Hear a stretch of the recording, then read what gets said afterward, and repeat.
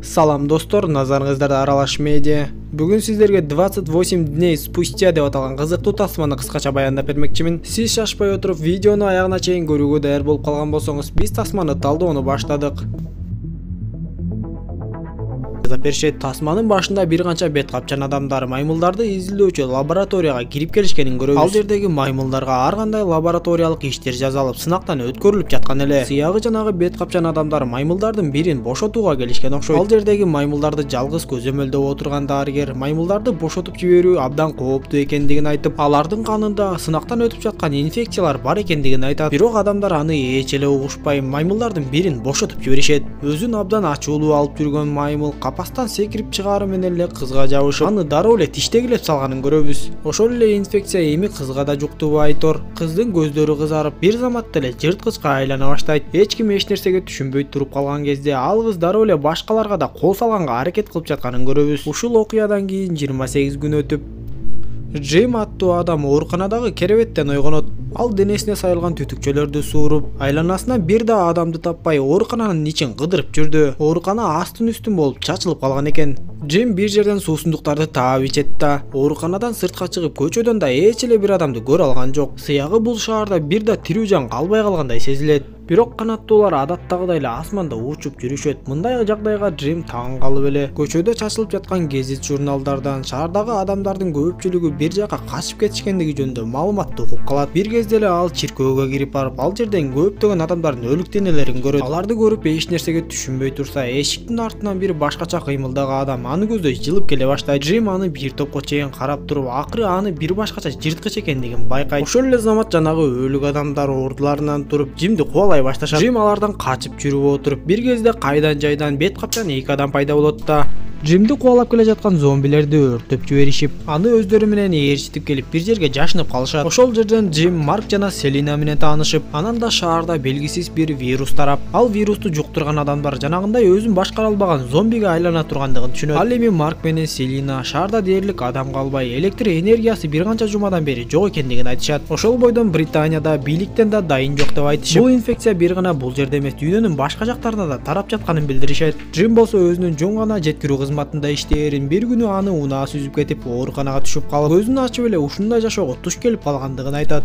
Селина менен Марк Джимге өздөрүнүн жалгыздан жүрбөйбүз деген эрежесин айтып, Джимдин суранычы боюнча алар эртеси күнү Джимдин үйүн таап келишет. Джим үйүнө кирип, атасы менен апасынын өлүп калганын көрсө, алар инфекцияны жуктуруп албоо үчүн өздөрүнүн өмүрлөрүн өздөрү кыйыптыр. Бул кезде күн батып бара жаткандыктан алар ошол үйдө түнөп калмакчы болушат. Бир кезде Джим жарыкты күйгүзүп жиберип, жырткычтар дароо эле бөлмөгө кирип келишет. Марк дароо эле шамдагайлык менен ал эки жырткычты өлтүрүп, бирок өзү колунан жаракат алып калат. Аны көргөн Селина бир аздан соң Марк дагы жырткычка айланаарын түшүнүп, ошол убакытты күтүп отурбастан дароо эле Маркты өлтүрүп салат. Ал эми бактыга жараша Джимдин эч жерине жаракат келбептир. Селина Джимге денеңдеги болгон кандардын баардыгын жуу деп айтып, азыр бул жерге кандын жытын сезген башка жырткычтар да келе башташат деп, экөө караңгыга карабай эле ал аймактан качып жөнөшөт. Көп өтпөй эле алар бийик имараттын бир кабатынан жарык өчүп күйүп жатканын көрүп калышып, ошол жакта адамдар бар окшойт деп ойлошот да дароо эле ошол жака жөнөштү. Бирок алар имараттан жогору көздөй көтөрүлүп бара жатышканда алардын артынан жырткычтар кубалай башташат. Алар качып жүрүп отурушуп жанагы жарык күйүп турган кабатка жетишип, ал жерден болсо калканы бар аскер кийимчен адам аларды тосуп алат. Ал аскер кийимчен адам бир-эки жырткычты учуруп жиберип, Селина менен Джимди үйгө киргизип, эшикти бекиткенге жетишет. Көрсө, ал жерде жанагы аскер кийимчен адам өзүнүн кызы менен эле жашайт экен. Ал адам Селина менен Джимге 10 күндөн бери жамгыр жабай үйдө суу калбай калгандыгын айтып, бир радио толкунду кармап, ал жактан жаздырып алган үндү Селина менен Джимге угузат. Маалыматка караганда шаардын чекесинде бир топ аскерлердин базасы бар экен. Эми алар көпкө ойлонбой эле башка тандоо жок болгондуктан баардык керектүү буюмдарын жыйнашып, жанагы адамдын эски унаасын айдап алып жолго чыгышат. Ал адамдын аты Фрэнк болчу. Жол жүрүп отуруп алар бир жерден туннелден өтүшү керек болуп калып, ал жердеги ар кандай тоскоолдуктардан унаа секирип өтүп жатып, бир кезде дөңгөлөгү жарылып калат. Фрэнк дөңгөлөктү алмаштырайын деп жатканда, туннелдин ары жагынан көптөгөн зомбилердин чуркап келе жатканы байкалат. Анда баардыгы биргелешип, зомбилер ал жерге жеткенчекти дөңгөлөк дөңгөлөктү алмаштырып унааны айдап кеткенге жетишет. Жол жүрүп отурушуп алар чоң дүкөндүн жанынан токтошот. Алар дүкөндүн ичине кирип барышса бардыгы өз ордунда жайында экен. Керек болсо ал жерде электр жарыгы да өчпөптүр.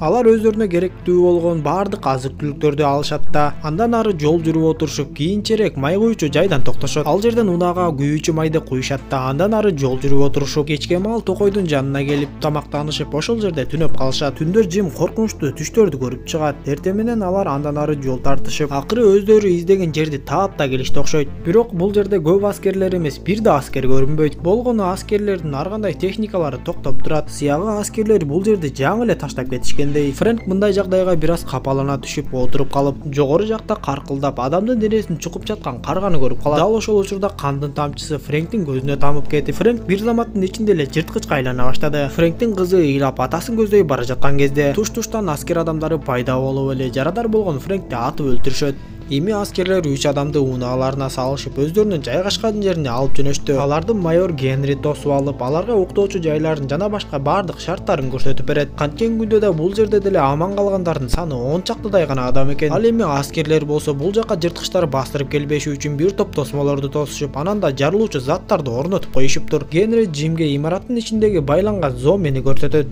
Алар ушундай жол менен жырткычты изилдеп, аларга каршы дарыны тапканга аракет кылып жатышыптыр. Кечки тамактануудан кийин жарыктар күйүп эле белгилери бериле баштайт. Демек жырткычтар ал жакты көздөй жакындап келе жатышат. Аскерлердин бардыгы өз ордуларына турушуп, жакындап келген жырткычтардын бардыгын аткылап өлтүрүшөт. Андан кийинки көрүнүштө бир топ аскерлер Селена менен Данага тийишип жаткандарын көрөбүз. Джим аларды токтотконго аракет кылып, бир кезде майор Генри аларды өзү келип токтотот. Генри Джимди өзүнчө чакырып алып сүйлөшүп, ал Джимге бизди кандай келечек күтүп турат эч кимибиз билбейбиз. Бирок бизге эң негизгиси келечекти куруу үчүн аялдар керек деп айтат. Муну уккан Джим түз эле Селена менен Данага жөнөп, бул жер алар ойлогондой коопсуз болбой калганын түшүнүп, Селена менен Дананы алып эле ал жерден качып кетмекчи болушат. Бирок майор Генри аларды оңой эле кое бере турган түрү жок. Аскерлердин арасынан бирөөсү майор Генриге каршы чыгып, адамдардын өздөрүнүн укуктары бар. Эгер алар кетебиз дешсе, бул алардын тандоосу деп айтса, майор Генри ачууланып эле Джимди жана ал аскер адамды кошуп каматып салат. Эртеси күнү ал экөөнү токойго атып салуу үчүн алып чыгышат. Бирок аскер адамдын алаксытуусунан пайдаланып, Джим ал жерден качып кеткенге жетишип, тосмодон ашып түшүп эле токойго жашырынып кетет.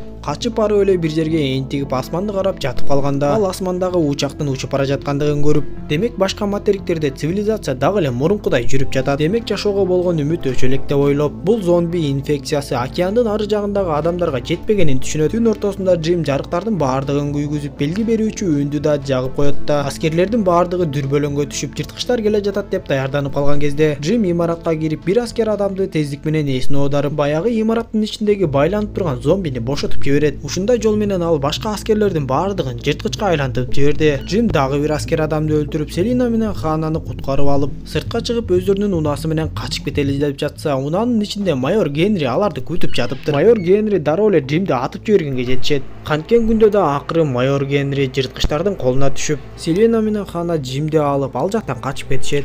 Селина Джимдин денесиндеги окту алып чыгып дарылайт.